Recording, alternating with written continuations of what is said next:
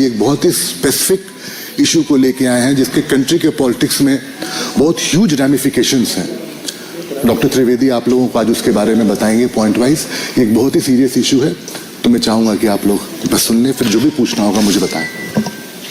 मित्रों, आज हम आपके समक्ष दलगत राजनीति से ऊपर उठकर एक संवेदनशील विषय के ऊपर देश का ध्यान आकृष्ट करने के लिए उपस्थित हुए हैं। आज देश के एक प्रमुख अंग्रेजी समाचार पत्र में देश के वरिष्ठ सेवानिवृत्त आईपीएस अधिकारी ने एक आर्टिकल लिखा है जो उन्होंने वर्तमान समय में विश्व में सुरक्षा को लेकर हो रही गतिविधियों और भारत पर उसके पड़ने वाले प्रभाव की तरफ ध्यान आकृष्ट किया है। आप सभी को ज्ञात है कि 1-1.5 वर्ष पूर्व जापान के पूर्व प्रधानमंत्री शिंजो एबे जी की एक राजनीतिक कार्यक्रम में हत्या हुई। चंद दिन पूर्व अमेरिका में राष्ट्रपति पद के प्रत्याशी डोनाल्ड ट्रंप के ऊपर हत्या का अटेम्प्ट हुआ जिसमें वो बाल बाल बचे। उनका कहना है कि इस प्रकार की प्रवृत्तियां जो हिंसा और हत्या को उकसाती हैं, ये कहीं न कहीं उन बयानों से प्रेरित हो जाती हैं जहां राजनीतिक दल अपने तात्कालिक राजनीतिक स्वार्थ में, शॉर्ट टर्म पॉलिटिकल बेनिफिट के लिए हिंसा और हत्या के शब्दों का प्रयोग करना चाहते हैं। एक दुखद परंतु चिंताजनक बात यह है कि प्रधानमंत्री श्री नरेंद्र मोदी जी के विरुद्ध इस प्रकार के शब्दों का प्रयोग, और मैं साफ शब्दों में कहूंगा हिंसा के लिए उकसाने वाली भाषा निरंतर प्रयोग की जा रही है। अभी आपको ध्यान हो, कांग्रेस के नेता प्रतिपक्ष राहुल गांधी जी ने चुनाव प्रचार के दौरान पिछले वर्ष कई बार अपमानजनक शैली में मोदी जी के लिए मारना, डंडे मारना इत्यादि शब्दों का प्रयोग किया। यहां तक उन्होंने बोला कि अगर काफिले पे कुछ फेंका गया तो कुछ और फेंका जा सकता है, यानी फेंका जाना डर के समाप्त होने का प्रतीक है। इसका मतलब कि किसी भी नेता के काफिले के ऊपर कुछ भी होना चाहिए। याद करिए कि जिस समय प्रधानमंत्री जी पंजाब के दौरे पे गए थे 2021 में, जिस ढंग से उनके सुरक्षा घेरे को तोड़कर उनकी सुरक्षा के लिए एक बहुत खतरनाक स्थिति का निर्माण किया गया था। और इतना ही नहीं है, हम बहुत साफ शब्दों में कहना चाहेंगे कि मौत और हिंसा जैसे शब्दों का प्रयोग बयानों में नहीं होना चाहिए। क्या यह सत्य नहीं है कि कांग्रेस के कई वरिष्ठ नेताओं ने मोदी जी के लिए इस प्रकार की मौत और उस प्रकार की मौत जैसे शब्दों का प्रयोग किया? छुटभैये नेता नहीं थे, कांग्रेस के पूर्व केंद्रीय मंत्री जैसे लोग थे। क्या कब्र खुदेगी, मर जा जैसे शब्दों का प्रयोग किया गया, सर फोड़ देंगे ऐसे शब्दों का प्रयोग किया गया। और यह बात सिर्फ आज की नहीं है, यह विगत लंबे समय से चली आ रही है। मोदी जी के लिए जिन लोगों ने बोटी बोटी काटने से शब्दों का प्रयोग किया, वो दूसरी पार्टी से लाकर आज कांग्रेस पार्टी के सांसद बन चुके हैं। और मैं ये भी बात दुख के साथ और गंभीरता के साथ कहना चाहूंगा, किसी नेता के लिए मौत के शब्द का प्रयोग सबसे पहले 2007 में सोनिया गांधी जी ने मौत के सौदागर शब्द के रूप में किया था। हमने कभी जब आपातकाल में संविधान की हत्या हो गई थी तब भी कभी श्रीमती इंदिरा गांधी जी की मौत की कामना या मौत जैसे शब्द का प्रयोग नहीं किया था। और मैं यह भी बताना चाहता हूं कि यह राजनीति राष्ट्रीय सुरक्षा के खिलवाड़ के साथ बहुत लंबे समय से होती आ रही है। मैं आप सबका ध्यान यह भी आकृष्ट करना चाहूंगा कि जब कांग्रेस सत्ता में थी तो भारत के ही नहीं दुनिया की इन्वेस्टिगेटिव हिस्ट्री का एक विचित्र उदाहरण है इशरत जहां केस, जहां उस समय तत्कालीन सरकार की दो एजेंसीज, इंटेलिजेंस ब्यूरो और सीबीआई, दोनों ने कहा कि इशरत जहां टेररिस्ट है।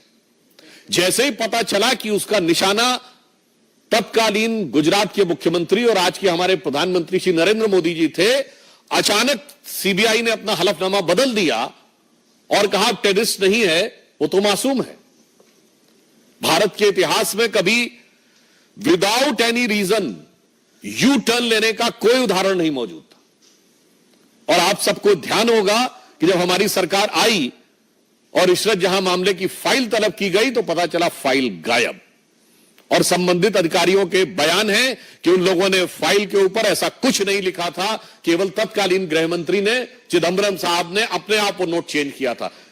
ये इंपॉर्टेंट नहीं है। उससे बड़ी बात यह है कि सीबीआई ने अपना स्टैंड चेंज कर दिया था, मगर आईबी ने स्टैंड चेंज नहीं किया था।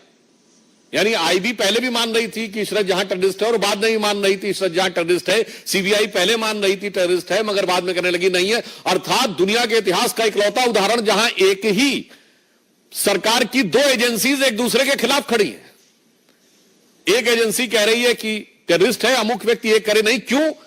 चूंकि प्रधानमंत्री श्री नरेंद्र मोदी जी की हत्या के इरादे से जाते हुए किसी टेररिस्ट को बचाव देने के लिए, कवर फायर देने के लिए किस सीमा तक जाया जा सकता है, यह उसका दुखद उदाहरण है। आप सबको याद हो 24 अक्टूबर 2013 को पटना की रैली में सीरियल ब्लास्ट हुए। कांग्रेस की केंद्र में सरकार थी। मैं पूछना चाहता हूं क्या सुरक्षा व्यवस्था थी?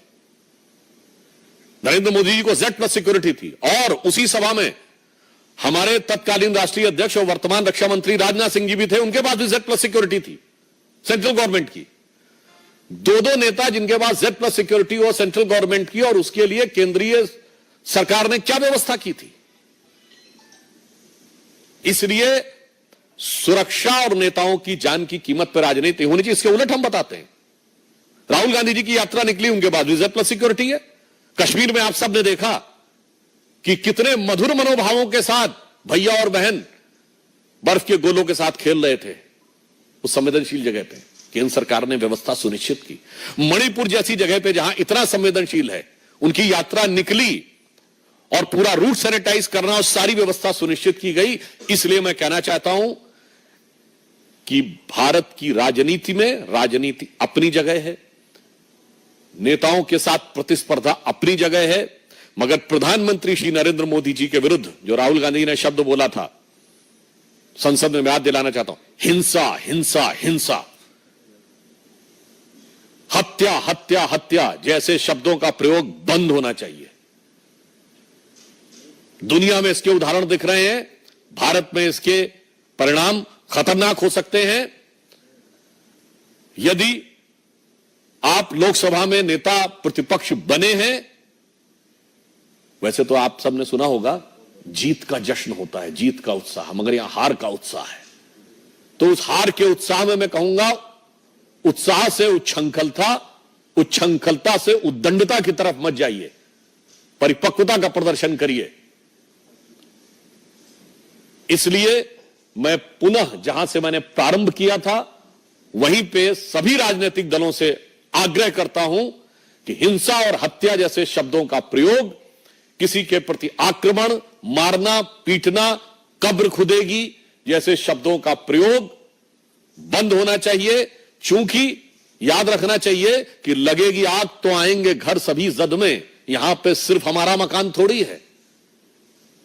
तो मैं सभी दलों से यह आग्रह करता हूं, और विशेषकर कांग्रेस पार्टी से, कि प्रधानमंत्री श्री नरेंद्र मोदी जी के प्रति आपके मन में एक इंफीरियरिटी कॉम्प्लेक्स है, आप एहसास कमतरी से वाबस्ता हैं, माना, आपके मन में ईर्ष्या है, आपके मन में द्वेष है, आपके मन में कुंठा है, मगर उस कुंठा को हिंसा और मौत जैसे शब्दों तक ले जाने से बचिए।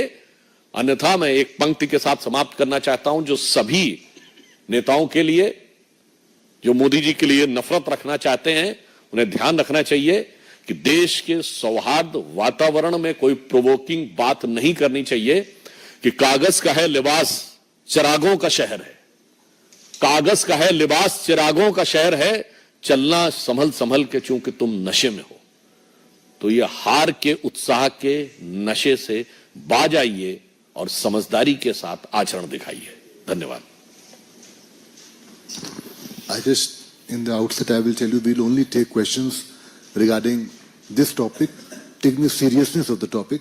So anybody has to ask anything.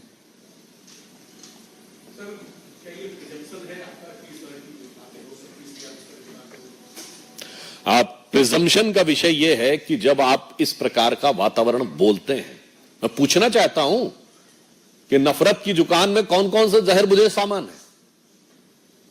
ये मोहब्बत की दुकान में ही हत्या और हिंसा शब्द आ रहे हैं। आधा दर्जन हत्या रिलेटेड वर्ड हैं।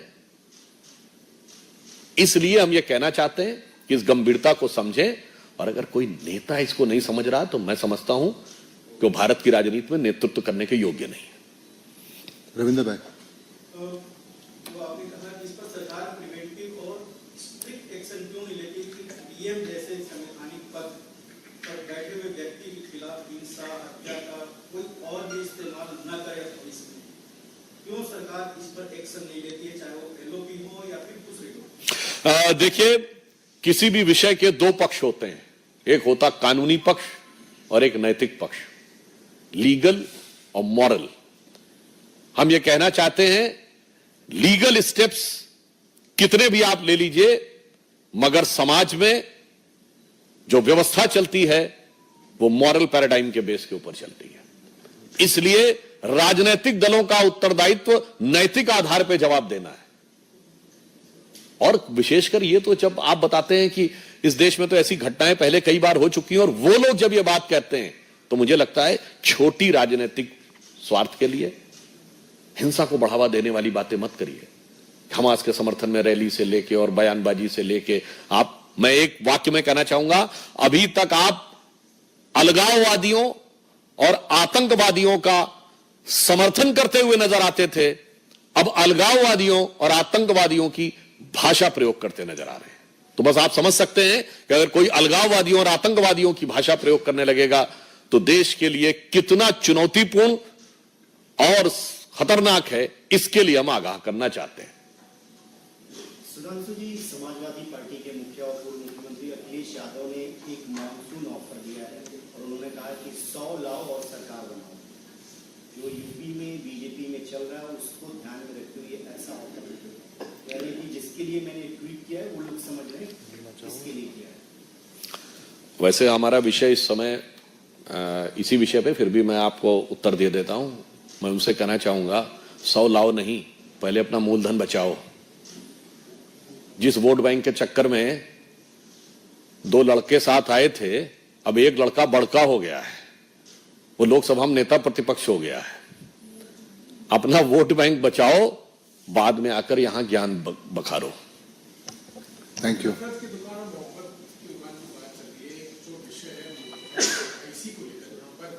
सरकार ने ये कहा कि कांवड़ यात्रा के दौरान जो दुकानों के बाहर नाम लिखे जाएंगे वो ओनर्स के नाम लिखे होने चाहिए ताकि कंफ्यूजन पैदा ना हो।